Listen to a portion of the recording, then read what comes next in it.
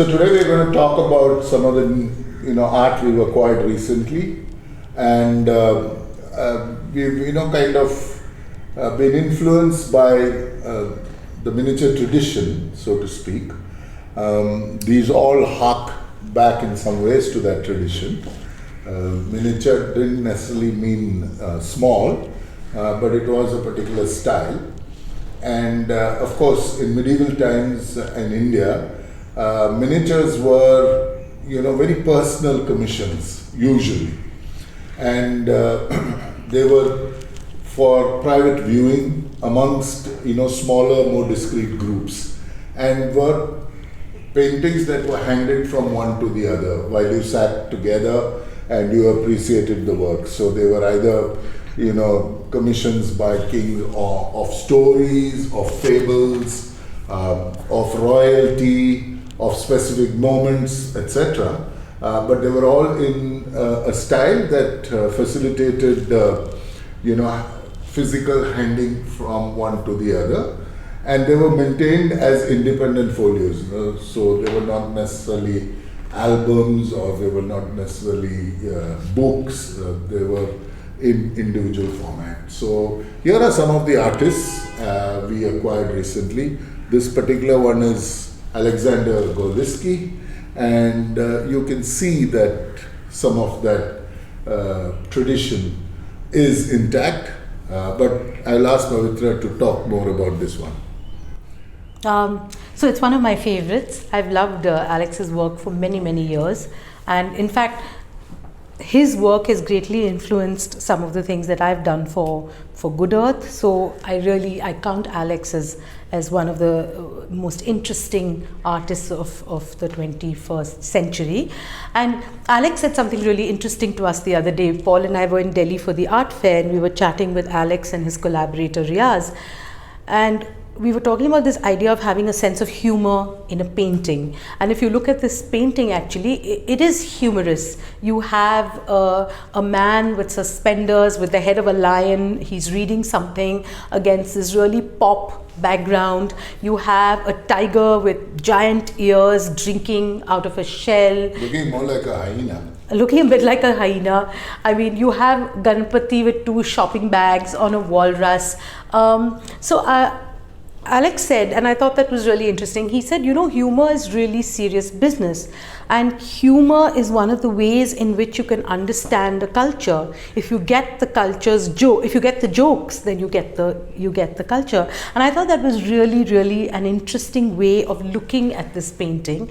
And really what Alex is doing is using a sense of humor and using this idea of challenging what's absurd and what's not, and yet doing it within such a classical tradition. And the beauty of this is, of course, that the border that you see is very traditional. You'll see it in many traditional miniature folios. Where some of these clouds also. The clouds are also traditional. The idea of these flowers, the garden of flowers. You see the iris, you see the narcissus. It's a traditional. The 4 sides are very traditional, and yet what happens on the inside is completely quirky and quite zany. And of course, I love this idea of collaborative art, because the truth is, there is no such thing as an original idea. We are all the products of everything that we see and learn and hear, and the conversations we have with each other, with everyone around us. And I love this idea of collaborative art. So that's the other reason why I really, really enjoy this painting. I love the fineness of hand, Yeah. He's got this, which is the so-called chunkiest piece, but if you look at some of these, there's such a fine hand, and especially the botanicals. And there are beautiful details, Paul. Look, within the hills are more hills. Yeah. I think that's so clever to do that. And one of course, the biggest challenges, and one of the things that I think miniature artists, traditional artists, are grappling with, is that they used to paint with these squirrel hair brushes, and the squirrels are endangered and need to be protected, absolutely. But now the challenge lies as to where do miniature artists then develop an arsenal of tools And I think that's a huge opportunity for a scientist or a young a person out there to actually invent something that comes really close to the squirrel's hair brush as a way of both protecting the environment, leaving the squirrels alone, but replicating this tool. And I think that would be something amazing. And that's a form of patronage as well, to work on the tools and things. But what do you like most about this? I think I like the composition. Yeah, me too. It does, have the broad essential components of a miniature painting. I love the concept of the border. I love the concept of the multiplicity of characters. I love the traditional setting. For example, while this donkey is larger than life within what is obviously a citadel, a garden. Walled garden. A walled garden. Let's talk about the Vaswo, because I think it's a really cool one. When you look at it, first off, with the snake, does it remind you of what I think it reminds you of? Well, I mean, the Garden of Eden. Yeah. Yeah. Doesn't it have a very... If you look at, the plants, they are so Mughal. Yeah. And interestingly, that's Vasco, I'm presuming. And it's interesting that he's looking into the distance with a telescope, standing on the very snake, which is right behind him, ready for some action. So is it the metaphor sort of that you ride temptation, that you get on top of it and look out into the future beyond it? I mean, that's one. The other thing that struck me in this particular one is the way in which it's set up reminds me of a William Morris pattern or a print. William Morris was a pattern maker, wallpapers, textiles in the 20th century, and iconic work. So many people inspired by it. A lot of his work is now in the V&A in London.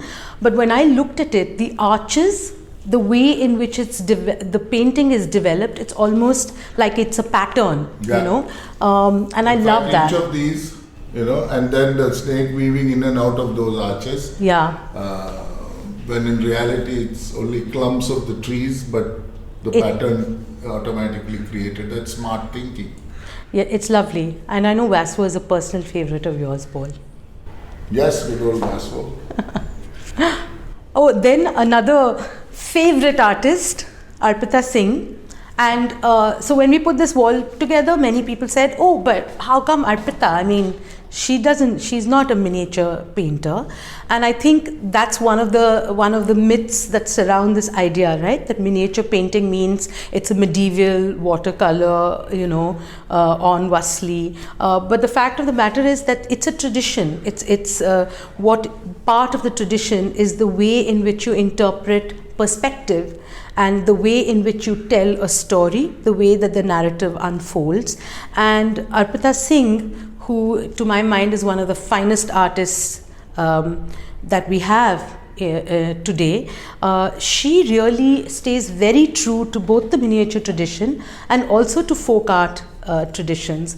But what I really love, Paul, is how she celebrates the middle-aged woman's body. And in a lot of Arpita's paintings, she just sort of juxtaposes the middle-aged woman with the elements of what's going on around her.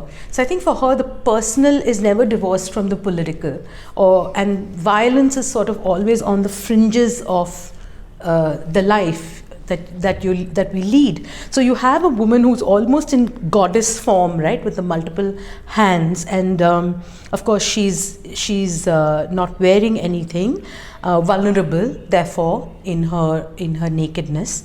And this is a reference to Hiroshima and the dropping of the bombs. And yet you have the turtle, which represents longevity and fertility and hope. So I love that in her work, that there's always that juxtaposition of those two elements. I think I would definitely say she's one of my favorite artists. Yeah. That one's Arpita as well. Yeah, that's Arpita too. And this is Manisha Gera Baswani. I love the sense of motion in this one. This is like tree in a storm. So in this very little, what, 6 by 6, maybe 5 by 5, she's conveying so much movement, and just fascinating.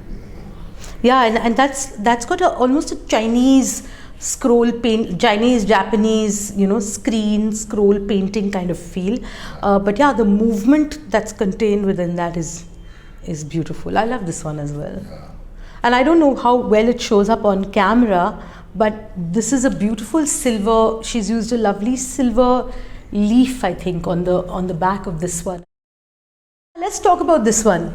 So this is a painted photograph, not a miniature, but I personally love the idea of putting it with the miniatures, because it really is, it could have easily have been a miniature painting. It's styled in that fashion, and it's part painting, part photograph, or is it completely photograph, Paul? No, it's part painting, part photograph. It's actually a photograph that's painted over, and this was, of course, typical in that transitioning phase when black and white photography came to replace actual painting. So a lot of the royalty would, because it was not a cheap hobby, photography was expensive, but having made the photograph, a typical black and white wasn't exciting enough. So, they would get the court painters, especially the ateliers who were slowly, falling out of jobs, to sit and paint. And so you will see that skill of fine hand being demonstrated here in the way, for example, the jewels and the turban and the detail on the sword and the little stuff here. All of that is shown. It's very, very fine work. Almost creating a sense of reality. So lovely works, all at the Sarmaya collection.